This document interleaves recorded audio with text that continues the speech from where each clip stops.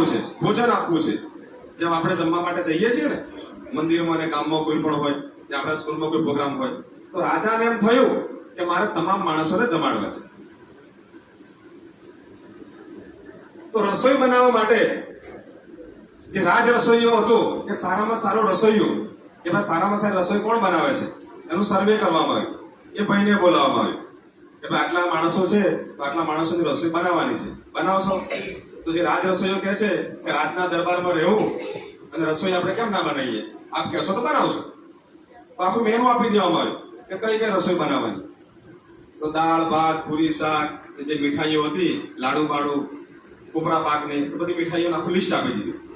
એને સીધું બધું લઈ આપવામાં આવ્યું અને નક્કી થયું કે ચાલો રસોઈ બનાવવાની અને ગ્રામજનોને બધાને જમાડવાની.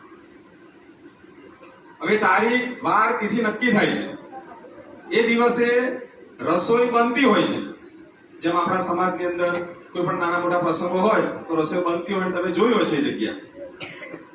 તો જ્યારે રસોઈ બનતી હોય છે એ જ વખતે અચાનક બધા પોતપોતાના કામમાં હોય છે. રસોઈઓ પણ એના રસોઈ બનાવવાના કામમાં હોય છે, એના માણસો પણ રસોઈ બનાવતા હોય છે. પણ રસોઈ જ્યારે બનાવવામાં આવે છે એ જ વખતે અચાનક જ એક સાપ નીકળે છે, કોબરા સાપ. કેવો સાપ? કોબરા સાપ જોયો છે? ટીવીમાં કે મોબાઈલમાં જોઈ લેજો, સર્ચ મારી લેજો કે એની અંદર ઘણું બધું ઝેર હોય. એવામાં જ આકાશની અંદર એક બાજ ફરતો હોય છે.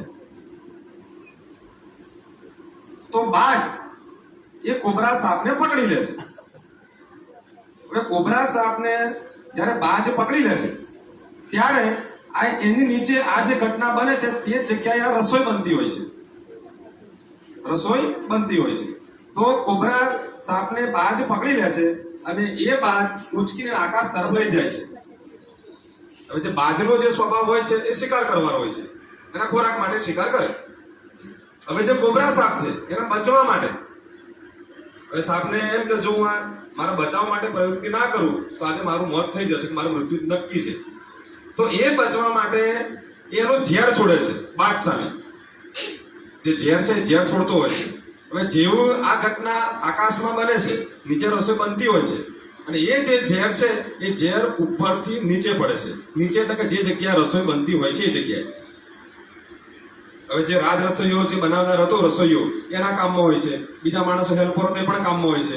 પણ અચાનક જ ઉપરથી આ જે ઝેર છે એ ઝેર એ મીઠાઈઓ પર, દાળ ભાત પર, પૂરી શાક કે બીજી જે કોઈ વસ્તુ હતી જમવાની એની ઉપર પડે છે અને આ વસ્તુનો કોઈને પણ ખ્યાલ નથી. રસોઈ બની ગઈ. રસોઈ બની ગયા પછી જે રસોઈયો હતો એ રાજાને કહી દીધું કે ભાઈ મારી ફરજ પ્રમાણે મેં મારી રસોઈ પૂરી કરી દીધી છે, હવે તમે જમવા માટે આમંત્રણ આપી શકો છો. તો આખા નગરની અંદર આમંત્રણ ફેરવવામાં આવ્યું કે ભાઈ 5 વાગ્યા આવીને રસોઈનો સમય છે તો જમી લે. તો જમવા માટે બધા ભેગા થાય છે, બુફે રાખેલું હોય છે, બધી વસ્તુ ગોઠવાઈ જાય છે, બધાને પીરસવામાં આવે છે. બધાએ ફર્સ્ટ ક્લાસ રાજાએ જમાડ્યું એટલે જમી લીધું. પણ થયું એવું કેમ કરતા કરતા સંધ્યાકાળ થાય છે, રાતનો સમય થાય છે. રાતનો સમય થાય છે એ બધા જમ્યા, પેટ ભરીને જમેલા, સરસ મજાની રસોઈ હતી, એ બધા ઊંઘી ગયા. પણ અંદર શું પડ્યું હતું? શું પડ્યું હતું? કોઈને પણ ખબર નહોતી. ઝેર પડ્યું એટલે ખાધા પછી સુઈ ગયા એ સુઈ ગયા. રામ બોલો ભાઈ રામ થઈ ગયું. એક પછી એક બધાનું મૃત્યુ થાય છે.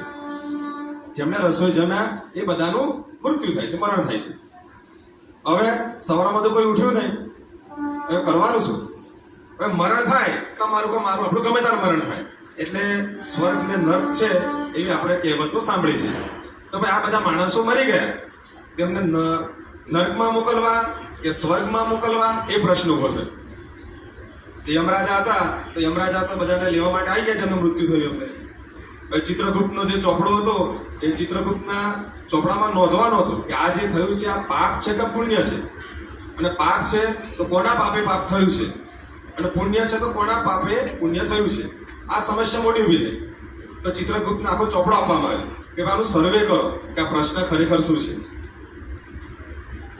હવે સ્વર્ગ નર્ક કે પાપ કે પુણ્ય નક્કી તો કરવું પડે ને. હવે જે રાજા હતા જે રાજા હતા એમણે તો બિચારા સારા ભાવથી બધાને જમાડીએ એવું નક્કી કર્યું. રાજામાં આમાં કોઈ વાંક હતો ખરો? હવે જે બાજ છે, બાજ તો એનો શિકાર કરવાનો એનો સ્વભાવ છે. તો બાજ એના ખોરાક માટે પ્રયત્ન કરે કે ના કરે? કરે પ્રયત્ન. હવે એની સામે જે કોબરા સાપ હતો એને બચવા માટે, એને બચાવવા માટે ઝેર છોડે કે ના છોડે? છોડે. અને જે જનતા હતી કે જે લોકો હતા એમને જમવા માટે બોલાય તો સહજ ભાવે જમી લીધું. જમ્યા પછી મૃત્યુ થયું.